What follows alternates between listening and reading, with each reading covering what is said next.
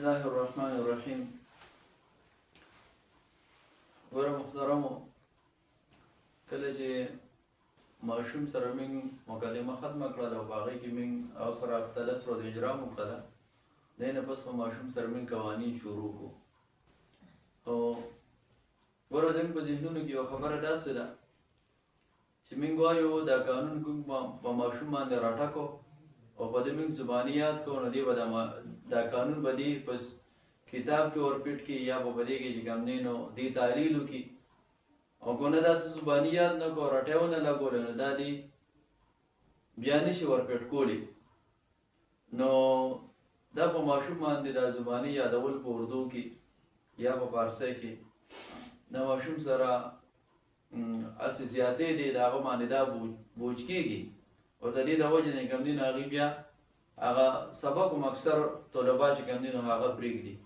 نو که د دغې رټۍ په ځای باندې موږ داسې وکړل چې ماشوم ته د دې قانون خلاصه وایو او هغه ټایم دی ماشوم ته هم دا په بورډ باندې موږ حل کوو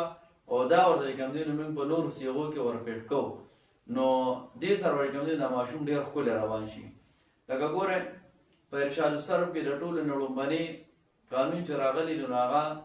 ضرب ناوله قانون دی. په دې ماشوم موږ څنګه پوه کړو؟ نو ده ته به موږ وایو چې بچې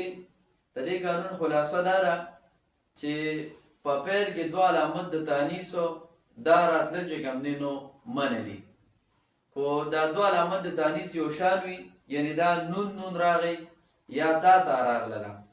نو تا هم د تانیث څخه راځي نون هم د تانیث څخه راځي، نو کوټه پد راغله نو بیا هم منع دي، او که نه تا نون راغی نو بیا هم منع دي. نو که د یو موږ ورته په کتاب کې وایو که د یو جنس نه وي او که د جدا جدا جنسونو نه وي،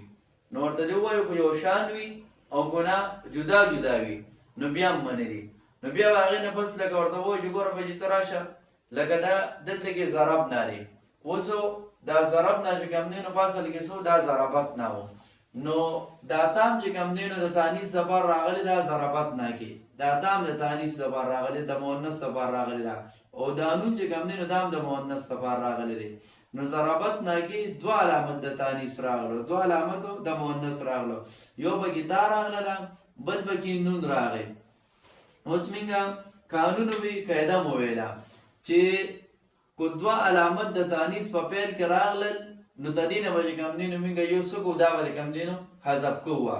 دا راتللو دا منع دي، نو دا تا مو ترې لرې کړله، نو چې تا مو کله لرې کړل دا څه شو دا ضربانه شو، نو موږ سره د ضربت نه ضربانه جوړ شو. اوس چې کله ضربانه جوړ شولو نو څلور حرکتونه څلورو باندې دلته کوم دی نو زبر راغی، نو بیا به ورته ووایو چې بچې څلور حرکتونه لګاتار راتلل په کلام عرب کې دا منع دي، نو دې کې به دا به موږ څه کړو دا به ساکنه کړو، نو د ضربانه نه موږ چې کوم دی نو ضرب نه جوړ کړو. نو دې ځای کې ورته اوس اړو دا وایو نه چې دې کې دویم قانون د ضرب نه والا ولګېدل، نو بس همدغه شان ورته چې کوم دی نو ورپیټ کړو چې دا څلور حرکتونه راتلل لګاتار په کلام عرب کې څه دي منع دي، دا به ماشوم ته نور هم چې کوم دی نو اسانتیا پکې ورته راشي، نو د بل قانون د یادولو نه به پکې او د اجرا کولو نه پکې دی بچ دی وایي چې دا یو قانون دی. نو دې ځای کې داسې پکار چې ضرب نه کې ضربانه کې څلور حرکتونه لګاتار دا راتله چې کوم دی نو څه دي دا منع دي، نو دا به موږ ساکنه کړلو نو ضرب نه شو. دې طریقې سره دي د بیا موږ نورې صیغې راوړو، لکه ګوره حاسب نه شو، دا شان چې کوم دی نو منع نه شو، دا شان چې کوم دی نو نصر نه شو، دا ټول چې څومره د وعد نه شو نو وجب نه شو، چې کو د ثلاثي مجرد د مثال دی کو وجب دی کو خبره ناقص دی د هر یو نه دی ورته چې کوم دی نو څه راوړلو صیغې دی ورته راوړلو، ورته وایي چې دا څه دي په دې کې د ورسره قانون چې کوم دی نو هغه جارو کو او تپوسونه دي دي وکړو. په ګوره ماشوم ته دې ځای کې یو خبره دا پکار ده چې ماشوم ته موږ وایو چې بچې دا قانون چې موږ لګو کوم دا ضرب نه واله، نو دا به د فعل ماضي په شپږمه صیغه کې موږ لګو، دا فعل ماضي شپږمه صیغه چې کومه ده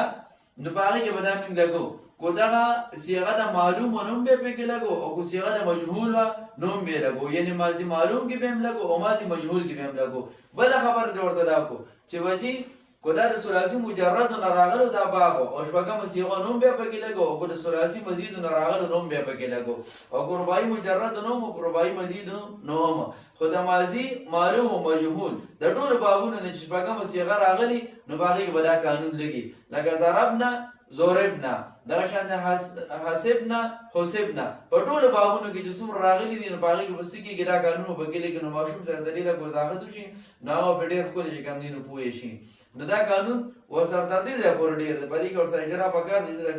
د دې قانون دا یو حصه د څه شي دا چې کوم دي نو مضبوط شي دا دې خاص بره یاد کړي